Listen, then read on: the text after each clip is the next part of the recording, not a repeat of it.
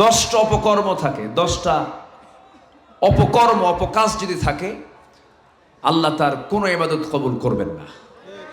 এই 10টা অপকর্মের একটা লম্বা একটা নাম্বার 1, মুনাফিকি ছাড়বো আগে। কি ছাড়বো আগে? মুনাফিক তো জেনাই দেয় নাই। আল্লাহ রাব্বুল আলামিন মুনাফিককে চেনার জন্য একটা সূরা নাম দিয়েছেন, তার নাম হলো সূরাতুল মুনাফিকুন। কাফিরকে চেনার জন্য দিয়েছেন সূরাতুল কাফিরুন, মুমিনকে চেনার জন্য দিয়েছেন সূরাতুল মুমিনুন। আমার বন্ধুগণ, সেই মুনাফিকদের চরিত্র নিয়ে আল্লাহ রাব্বুল আলামিন শুরুতেই তিনি বলছেন, সূরা মুনাফিকুনের মধ্যে বলছেন, ইন্নাল মুনাফিকিনা লাকাযিবুন।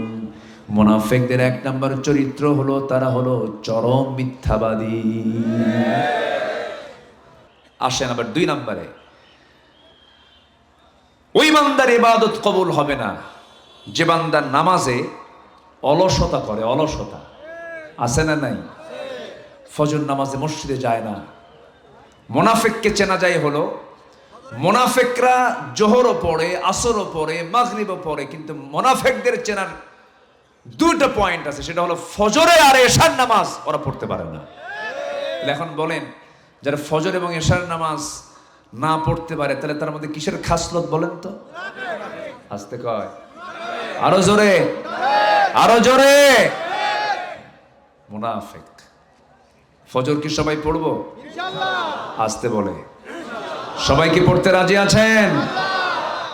আমার নবীজির হাদিস, রাসূল বলে দিয়েছেন, যদি কোনো বান্দা ফজর নামাজ এবং এশার নামাজ যদি বা জামাতের সঙ্গে আদায় করে, গোটা রাত নফল নামাজ কিয়ামুল লাইল করে করে রাত্রি জেগে জেগে দাঁড়িয়ে দাঁড়িয়ে রুকু সিজদা করলে যে সওয়াব হবে, তার চেয়ে বেশি সওয়াব আল্লাহ রাব্বুল আলামিন তার আমলনামায় দিয়ে দেন।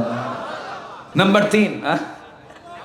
3, আল্লাহ এবং রাসূলের সঙ্গে যারা অবাধ্যতা এবং সীমা লঙ্ঘন করবে। আমি যেখান থেকে তেলাওয়াত দিয়ে শুরু করেছিলাম, দেখেন মূল পয়েন্টটা আসতে কত সময় লেগে যাচ্ছে।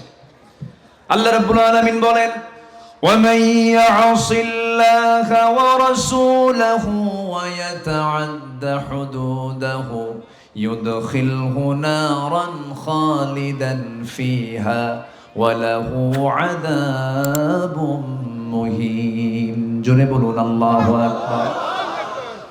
আল্লাহ এবং রাসূলের সঙ্গে যারা সীমা লঙ্ঘন করবে, আল্লাহ তাদেরকে চূড়ান্ত জাহান্নাম দিয়ে দিবেন, স্থায়ী জাহান্নাম দিয়ে দিবেন।